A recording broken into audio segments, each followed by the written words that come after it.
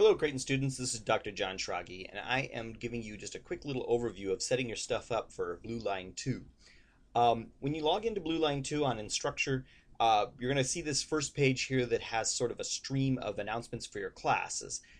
But if you actually go and hover, I don't know why hover, but hover over the section that says courses and groups, you get a list of courses that you are in right now and have published materials to Blueline 2.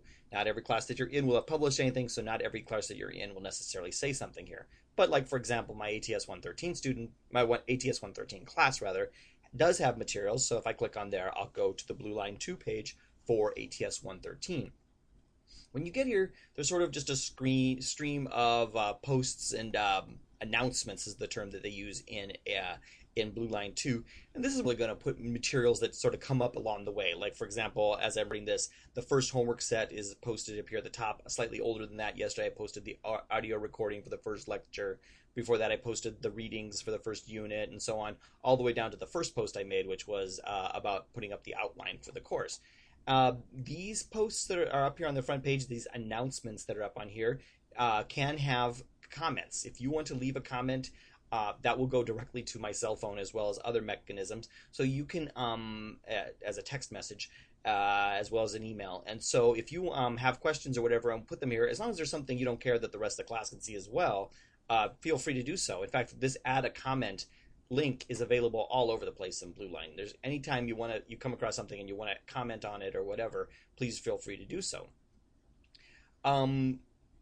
There also can be attachments to announcements. So for example, if I go to this announcement right here and bring up the whole announcement, you'll see that there is an attachment. Let's see, where did it go? That one doesn't seem to actually have an attachment. There it is. Like this one, for example, has an attached file, readings for the first unit in ATS 113. And if you click on it, you'll actually download that PDF file. I'm not sure what happened to the attachment to this one. That's interesting. Okay, but to make the best use of Blueline 2, you need to understand the way the screen is set up. This stuff on these tabs over here on the left side of the screen are about this course. This takes you to the home for the course, announcements for the course, your grade, people in the course, etc. You may have more or fewer choices here depending on exactly how you have everything set up.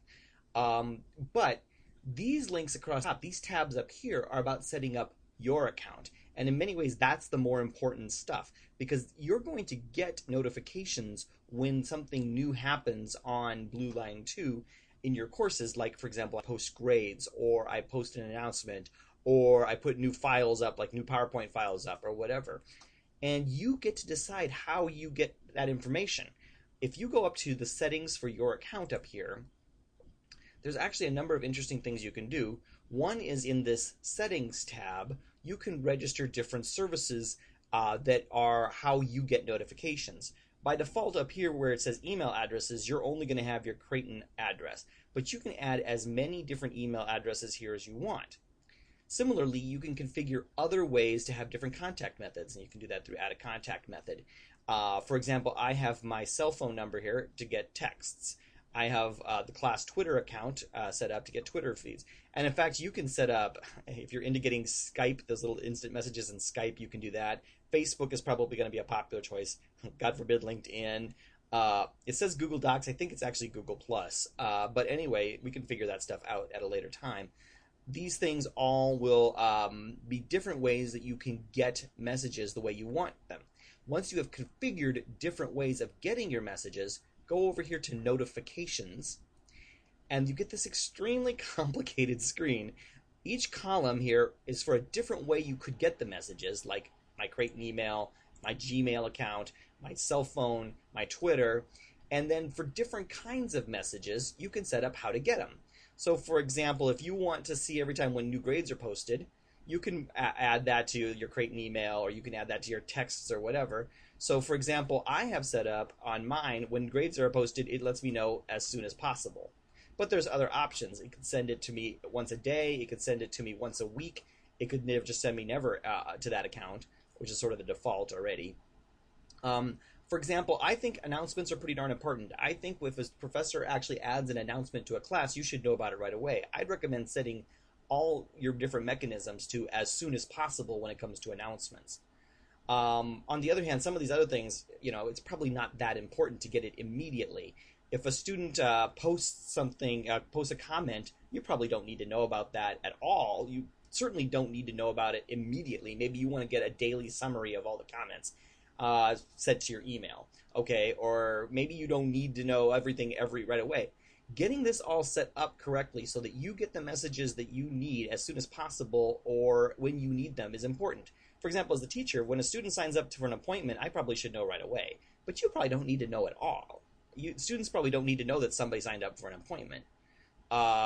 When somebody adds to a discussion, you could set it up that it's right away. It would send you a text or a Twitter or whatever, tweet or whatever, or send it to your Facebook. But odds are you don't really care about it.